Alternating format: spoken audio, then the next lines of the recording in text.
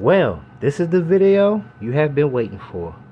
After putting 60 rounds down range, what are my thoughts on the primary arms? 4 to 16 by 44. First focal plane optic with ACSS HUD DMR 308/223 reticle. What are my thoughts on this optic? Go to primary arms, or you can go to Amazon and go ahead and get this optic. Yes, go ahead and get it right now before they are out of stock, and you're going to have to wait a couple of months for them to get some in stock. Go ahead and get this optic right now. It is beyond well worth $300. This optic probably will compete with optics in the $400 and $500 range. What are some of the things that I like about this optic? The glass clarity. Looking at a target at 100 yards, the clarity of this optic is phenomenal. Good light transmission. Clear sight picture. Eye relief. What kind of eye relief do you get out of this optic? Instead of me telling you, let me show you.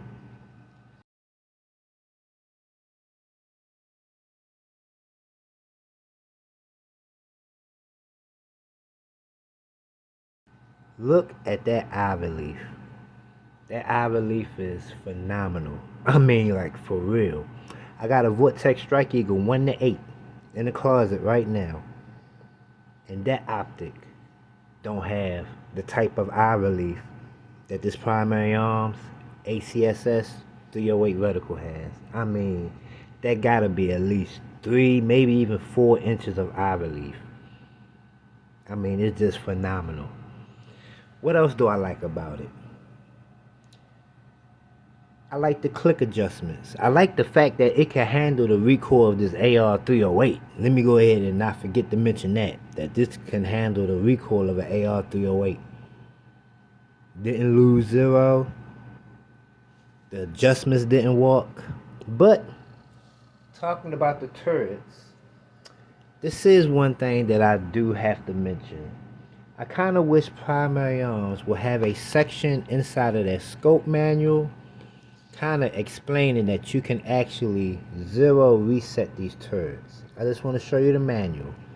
Nothing inside of this manual tells the user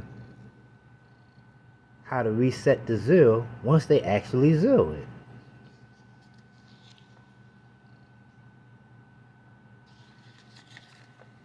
Right over here in this little section right here. Primary arms, could you please put something similar to this right here? These turrets have 2 set screws. That is what these Allen wrenches are for. 2 set screws. You back them set screws out, you lift it up, and you can re-zero it. Nothing in here says anything about that.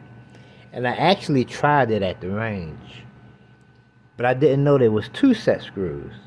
So I only took one out, and I was pulling up on it, and I'm like, why isn't it moving? So I stopped, and I said, let me just wait till I get to the house, and we'll look at it in more detail. Then I seen it was 2 set screws. So with that being said, primary arms, it would be nice if you would to include that little bit of information inside of the scope manual so that people will know. That's probably the only real complaint I have. Now, with that out of the way, I want to talk about the reticle. Now, this is not a complaint, but this is something that if you're new to the primary arm style of reticle, the horseshoe with the chevron, and you're more accustomed to like a dot, like what's in my Vortex Strike Eagle, this is something that you're going to notice with this reticle. And I think most people know where I'm going with this.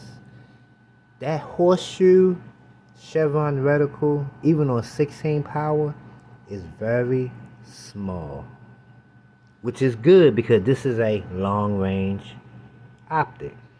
So you don't want a big reticle that's going to basically cover up targets at distance. So I understand why the reticle is small. But because of the reticle being small, and just to give you an example of how small that reticle is when it's on 16 power, Let's show this one, my miraculous 2-shot grouping. That reticle is so small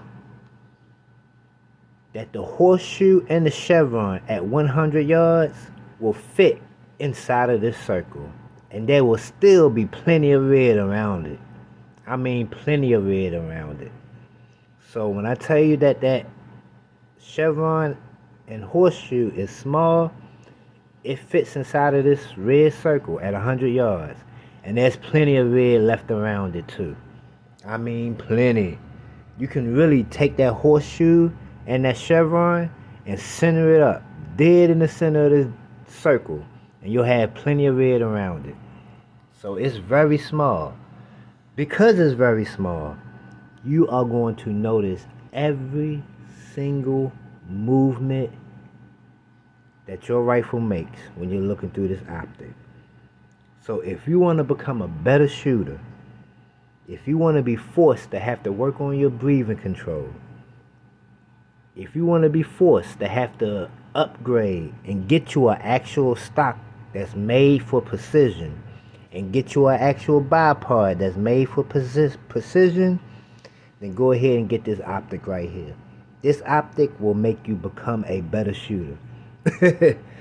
Because that reticle, once again, is so small that you will see every single little bit of movement that is made from your rifle setup downrange. You will see it. Yeah, so that's something that I'm going to have to get used to. It's time to go ahead and put that Magpul. I can't even think of the name of it. It's the $200 top of the line precision Magpul stock. Y'all know which one it is. I can't think of the name of it. You know, some of the Magpul stocks, STR, ACSS, ABC, all kinds of names. And I love Magpul products too, but I can't think of the name right off the top of my head. I'm going to have to go ahead and get that for this 308. Yeah. I need me a guaranteed solid cheek well. So when I get shouldered in, my cheek can fall in the same place every single time. So yeah, I want to go ahead and get that. This little UTG bipod right here, I mean, it did a good job. It serves its purpose. But I think it's time to go ahead and get that Harris bipod. Yeah. So this optic will make you become a better shooter. You will have to become a better shooter to use that optic, which is a good thing, which is a very, very good thing. That's not a bad thing. I'm not saying that like that's a bad thing. I'm saying that because that's a good thing. Because when I actually focused on my fundamentals and I really zoomed in, I had a good little 2-shot grouping right here. It was initially a 4-shot grouping. I shot this one first, that one second, this one third, and that one fourth. So if we just look at this right here, if you do your part as a shooter, that's what you can get at 100 yards with that optic. So yeah, I like it. Go ahead and get it. Jump on it right now before they're out of stock. I'm telling you, you will not be displeased. You will be very happy with your purchase. For $300, man, you can't go wrong. Go ahead and get it. So for all that being said, y'all be blessed, be safe. I'm out. Time to move on to the next phase of what we're going to do. I'll tell y'all about that tomorrow.